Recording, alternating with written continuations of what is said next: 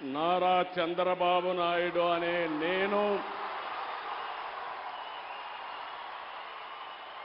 శాసనం ద్వారా నిర్మితమైన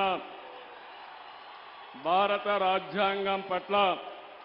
నిజమైన విశ్వాసం, విధేయత చూపుతానని, భారతదేశ సార్వభౌమాధికారాన్ని, సమగ్రతను కాపాడుతానని ఆంధ్రప్రదేశ్ రాష్ట్ర ముఖ్యమంత్రిగా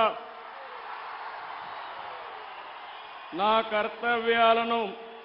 శ్రద్ధతో, అంతఃకరణ శుద్ధితో నిర్వహిస్తానని, భయం గాని, పక్షపాతం గాని, రాగద్వేషాలు గాని లేకుండా